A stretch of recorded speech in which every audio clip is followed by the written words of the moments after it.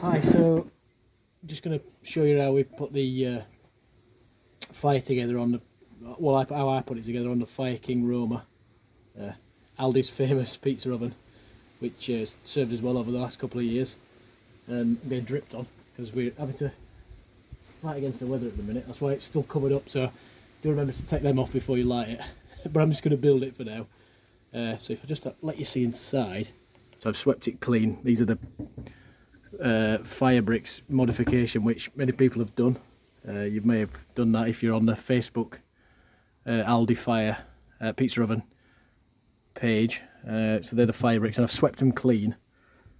And when you've had your fire, if you leave the ash across it, if you sweep the ash across, which you may do, the heat of the ash will just burn any old food off it, and you get it quite clean. I mean, I don't do anything with these bricks now. They're only laid in on top of the old stones, but we just sweep it out. When we come to use it, just leave the ash in after your last video, after your last pizza, should I say, and then just go from there. So I'm going to get me just some pieces of the kiln dried hardwood, like I talked about in my other video, if you saw that kind of size. It's the same as what I cook with when I'm actually cooking pizza. So you just a couple of them across like that. They don't have to be exact sizes, but I usually try and lay a little one just in the middle like that, and then on here I use natural wool firelighters. Don't use any petrol or diesel or any even newspaper, things like that. It's just get ash flying everywhere and annoy the neighbours. And you tend to get less smoke as well than using paper. So I use a couple of them, but don't use the like chemical ones.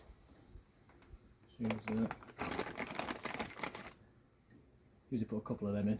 If you get the really high quality ones, you can just claim that you can use one, but even though I'm tight and northern, I tend to put two in because it's you want to get it going, so you're not then smoking everything out. Just get it going as quick as you can. That's why we use obviously kindling and the hardwood as well. So on top of that, I'm going to put another couple, just like so.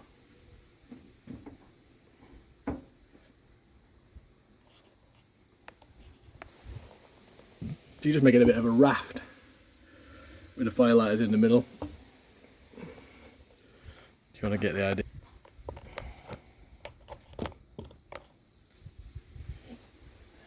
And then just build up from there really. So then next you want your kindling, which we talked about. I've chopped this down, but you can leave it in, as it comes in the sort of bigger chunks, and you can buy it or make it yourself. And you just want to lay it across a bit like a ladder.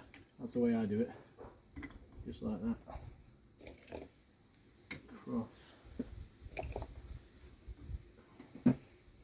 You can use loads of this, or you can, just, because it's nice and dry, it's going to take a burn, so normally like that. You can see that, so it's just like that, just on top. You just want to put another couple on there, like so, and just build it up.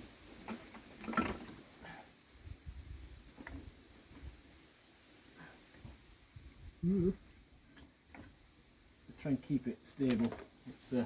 I know it looks a bit ropey, but that's the kind of idea. So you could put a bit more on that. You don't want to make it too high. Put another one on the top if you want, like that. A short piece on, like that. And then what you want to do is get yourself just one of them size ones, just anything like that. Just push it in. You want to get it sort of push it back a bit. It's not right sort of below the chimney. So it's just back a bit. You don't want it too close to the front. And then just get a couple of bigger logs. I don't tend to cook with these once I'm cooking, but I tend to build it up and heat it with these. So I'll put maybe one on one side, lean it in. It's a bit heavy that one, so I'll just put it down the side like that. And then if you want to be really neat and tidy, see that there, it's in there like that. You can push one against the front. I mean, it's not that heavy, but once it burns and it starts to collapse, it's going to push it in rather than falling out towards you. So we're that's about ready to go now. I'm not going to light it yet until we know the weather's better, but it's bonfire night, so that's pretty typical in this country. But it's going to be dry later, so hopefully I get the covers off and we'll get it lit. And I just use a just a lighter on a little piece of kindling, and just set by the fire lighters, and it'll go chimney fully open, door off, and you want to leave the door off for I leave it off for a good 10 minutes before I start thinking about adding more wood and then half closing the door. So that's that. And the only other thing I didn't mention,